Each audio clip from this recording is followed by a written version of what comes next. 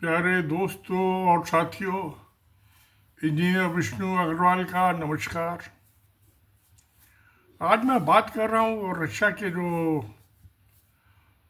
पास जो है इसके ईस्टर्न साइड में 8.8 मैग्नीट्यूड रिक्टर स्केल पर अर्थक्वेक आया, भूचाल आया।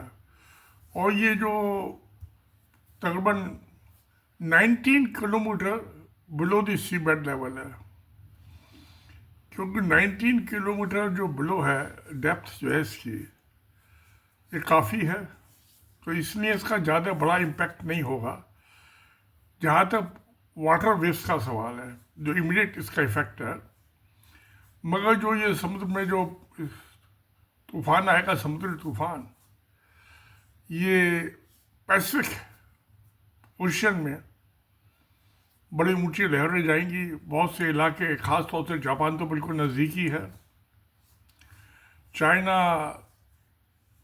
और ये इसका जो ईस्टर्न बैंक है, थाईलैंड, कंबोडिया और जो यूएस का भी कुछ इलाका है, उस पर इसका इम्पैक्ट होगा। वो तो इमीडिएट है। तो जापान में तो बहुत से आदमी को हटाना पड़ेगा, ऊंची जगह पे जाना पड़ेगा, ज़मीन पे। जो सी शोर के नज़दीक के नीचे के इलाके हैं, उनकी जान माल को खतरा है। और क्योंकि ये 8.8 मैग्नीट्यूड का बहुत बड़ा क्वेक है। वैसे तो दुनिया में जो सबसे बड़े अर्थक्वेक हैं वो 9.8 मैग्नीट्यूड का है, और 10 से ज़्यादा का तो मेजर होता ही नहीं ओरिजिनल स्केल पे। और ये शायद 55-60 साल पहले आया था 9.8 का, तो 8.8 का उससे छोटा है। मगर ये भी अपने आप में बहुत बड़ा अर्थक्वेक है। अब अर्थक्वेक तो आते हैं, इसका इम्पैक्ट क्या होता है? इसके बाद ये छोटे छोटे और अर्थक्वेक आते रहते हैं कई दिन तक। वो इसलिए होता है कि जो ग्राउंड लेवल है, चाहे तो सी बेड है चाहे लैंड, वो उसकी जमीन ऊपर उठने लगती है। जो इंडिया में महाराष्ट्र में, नॉर्थ महाराष्ट्र में कोयना अर्थक्वेक आया था 1956 में, तो दिल्ली में 1000 किलोमीटर दूर वहाँ पे जमीन जो थी 1956 और 76, 20 साल बाद भी जमीन ऊपर उठ रही थी ग्रेजुअल। पहले तो ज़्यादा तेजी से उठी, बाद में उसकी स्पीड कम होती चली गई। तो इससे जमीन कहाँ पे ऊपर उठेगी, जो क्रस्ट लेवल है, और कहाँ पे नीचे जाएगी, ये पता नहीं। जैसे ये इंडोनेशिया में हुआ था, ये जो जो ये शायद 2004 में आई थी ये, तो कुछ इलाका जो था वहाँ से वो समुद्र के में जमीन डूब गई और दूसरे साइड की जमीन खाली निकल गई। ऐसे ये महाबलीपुरम में, तमिलनाडु में मैं गया था, चेन्नई से आगे, वो 150-200 किलोमीटर दूर। तो जो टेम्पल समुद्र के अंदर डूबा हुआ था, वो समुद्र बाहर दिखाई दे रहा था, स्टोन टेम्पल। तो बना तो कभी जमीन के ऊपर ही होगा, समुद्र आ गया, डूब गया उसमें, समुद्र पीछे चला गया तो ऊपर उठ गया। तो तुम्हें 2 किलोमीटर चौड़ी स्ट्रिप जो थी वो, वहां समुद्र पीछे चला गया, अब वो ड्राई लैंड बन गई। तो 20 किलोमीटर लंबी और 2 किलोमीटर चौड़ी। तो ये होता है अर्थक्वेक के जो रिपल इफेक्ट होते हैं उसके। अभी तो ये आएंगे 5-7 दिन, हो सकता है हफ्ते भी आते रहे। 8.8 का आया, 8.2 का आए, 6 का आए, 7 का आए, ये आएंगे। और लॉन्ग टर्म में उसका इम्पैक्ट क्या होगा जमीन के ऊपर, जापान जो उसके बहुत नज़दीकी है, और रशिया का जो ईस्टर्न फ्लैंक है, ये भी चाइनीज तक, चाइना की जमीन तक। तो कौन सा इलाका समुद्र से बाहर निकल आएगा और कौन सा इलाका समुद्र में डूब जाएगा, ये तो देखने की बात है, पता चलेगा ये। अभी तो ये महीने 2 महीने बाद पता चलेगा, कितने आदमी मरे ये भी पता चलेगा। तो बहुत इलाके, लंबे इलाके में, पूरे पैसिफिक ओशन में इसका इम्पैक्ट होगा, रशिया से दूर इंडोनेशिया तक। तो वहाँ से ये इधर हो सकता है कुछ मलेशिया तक भी आ जाए। उसके बाद तो बहुत नैरो है वो स्ट्रिप, मलेशिया इंडोनेशिया के बीच में। तो इंडियन ओशन में तो आने के उसको कोई चांस दिखाई नहीं देते मुझे। मगर लैंड जो है कहाँ पे ऊंची होगी, ऊपर उठेगी, और कहाँ पे नीचे जाएगी, इसका कुछ पता नहीं। ये तो देखने में पता चलेगा कि अभी दिखाई दे जाएगा, तो महीने 2 महीने बाद ही, महीने में ही दिखाई देने लगेगा। मगर ग्रेजुअली उसका जो क्वांटम वो बढ़ेगा, जो नीचे जमीन जा रही है और ज़्यादा नीचे जाएगी, जो ऊपर आ रही ऊपर आएगी। तो ये अर्थक्वेक की है तो नेचुरल फिनोमेना है, ये कुदरत की कारस्तानी है। होते रहे अर्थक्वेक, बहुत सारे हिस्ट्री इसके फुल है। शहर दब गए, जैसे वॉल्केनो फटता है ना, ज्वालामुखी, उसकी ऐश कहाँ तक जाती है।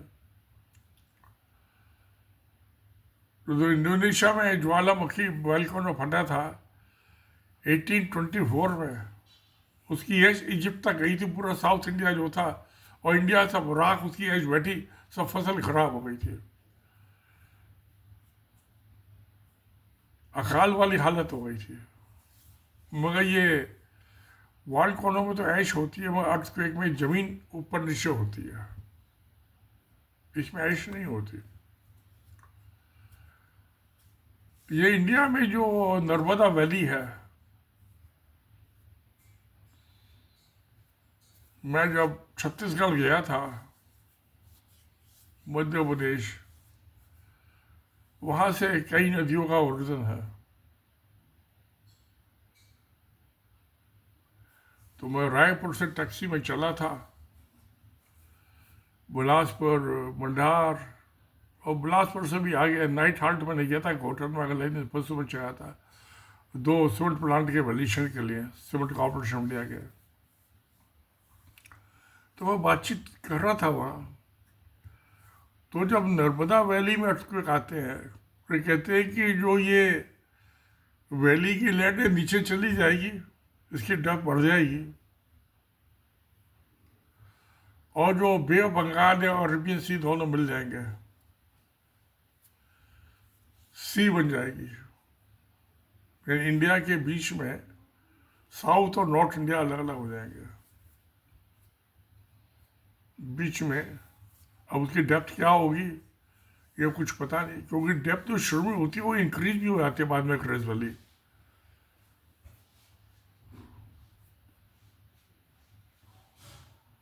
तो मैं जब कोरोना ख़त्म हुआ था तब महाबलीपुरम पर गया था, वो देखा था मैंने सब कि कैसे टेम्पल समुद्र से बाहर निकला है। जब सूखा में ही बना होगा, समुद्र के बेड में कौन बना सकता है, नहीं बना सकते। तो बनाया था, जमीन समुद्र में चली गई, फिर वापस आगे समुद्र पीछे हट गया। तो ऐसी जो 8.8 मैग्नीट्यूड का अर्थक्वेक है, इसका क्या इम्पैक्ट होगा,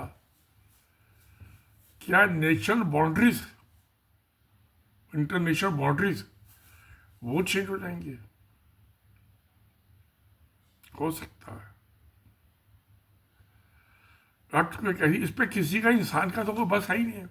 ये कोई इंजीनियरिंग का कमाल तो है नहीं, इंसान का तो बनाया हुआ है ही नहीं, ये तो नेचर है, प्लेनेट अर्थ। जो बिग बैंग थ्योरी है, पता नहीं क्या क्या थ्योरियाँ हैं, कोई नहीं जानता। मगर कुछ ऐसी जान मान के जो नुकसान हुआ हो, ऐसी कोई सूचना नहीं आ रही। ये अच्छी बात है, क्योंकि इसकी डेप्थ काफ़ी थी अर्थक्वेक की। भी सेंटर जो है 19 किलोमीटर सी बेड के नीचे, और उसके ऊपर सी आ गया, उसकी वहाँ कितनी डेप्थ है। तो उसने क्या इम्पैक्ट किया, तो 4-5 मीटर की अगर जो वेव्स आती हैं, लहर आती है समुद्र में, तो ये थोड़ा ही नुकसान देने वाली बात है। हाँ, बल्कि 7-8 मीटर की भी लहर रहती हैं। वो लोकेशन पर डिपेंड करता है, उसका डिस्टेंस, जो सेंटर है उसका, एपिक सेंटर का, अर्थक्वेक का, जितना डिस्टेंस ज़्यादा होगा उतना उसका इम्पैक्ट कम हो जाएगा, डाइल्यूट हो जाएगा बीच में। मगर कुदरत का कमाल है, उसूल है। ज़मीन ऐसी बनी है, ऐसी कहीं समुद्र ने उगल दी ज़मीन, वहाँ ड्राई हो गई। अभी केरला साइड में जो है वहाँ एंक्रोच हो रही है ज़मीन, समुद्र जो है एंक्रोच कर रहा है। और तमिलनाडु साइड में वैकेट कर रहा है समुद्र। श्रीलंका भी ईस्टर्न बैंक पे जो है उसके वैकेट कर रहा है समुद्र, और जो उसका वेस्टर्न साइड है, कोलंबो वाली साइड, वहाँ पर उसका लेवल बढ़ रहा है। तो केरला में तो काफ़ी उन्होंने सी से प्रोटेक्शन के लिए बनाए हैं, स्पर्श वगैरह, मगर नेचर के सामने सब बेकार है। ये टेम्पररी मेजर है। तो ये आंध्र प्रदेश, उड़ीसा, तमिलनाडु जो ईस्टर्न फ्लैंक है, सी शोर है, वहाँ शायद समुद्र पीछे हट जाए थोड़ा और, मगर इस अर्थक्वेक का क्या इम्पैक्ट होगा कुछ पता नहीं। ये हाँ, 1-1.5 महीने में पता चल जाएगा। बाद में तक रेजिड्यूज की इंक्रीज तो होगा, क्वांटम इंटेंसिटी इंक्रीज होगी, मगर इमीडिएट जो इम्पैक्ट होगा उसका रिपल इफेक्ट वो दिखाई दे जाएगा। जमीन कहाँ पे समुद्र से बाहर आ गई लेकर जमीन, और कौन सी सब जमीन जो है समुद्र में डूब गई। तो बस यही चीज़ है तसल्ली की, भाई ज़्यादा जान माल का नुकसान नहीं हुआ इतने 8.8 के बावजूद। 9.6 का जब आया था, 9.8 का आया था जब 60 साल पहले, वो पता नहीं उस टाइम क्या हुआ क्या नहीं हुआ। वहाँ ज़्यादा आबादी तो नहीं थी उस टाइम, आज भी नहीं है वहाँ, मगर असर तो होता है। अब जैसे ये हिमालय है,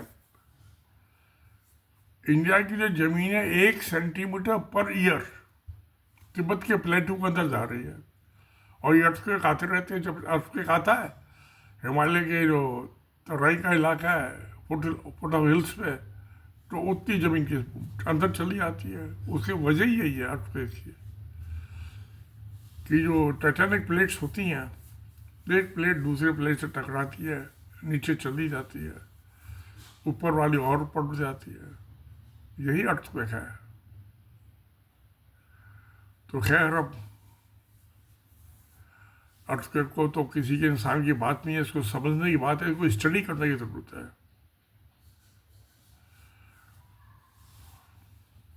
कहाँ क्या होता है, कि हिमालय के तो सारे, खासकर इंडिया में जो है ये उत्तराखंड वगैरह के पहाड़ है, कच्चे पहाड़ हैं, न्यू है। और साउथ इंडिया के जो है, ये सतपुड़ा है, अरावली है, ये पुराने हिल्स है। मगर अर्थक्वेक यहाँ पे भी आते हैं। ये गुड़गांव दिल्ली का सब इलाका जो है अर्थक्वेक पर जोन 4 में आते हैं ये। तो कब क्या हो जाए कुछ पता नहीं। और यहाँ कहीं 8.8 का उसको कह रहा तो दिल्ली सारी फ्लैट हो जाएगी, एक भी बिल्डिंग साबुत नहीं बचेगी, बहुत आदमी मर जाएंगे।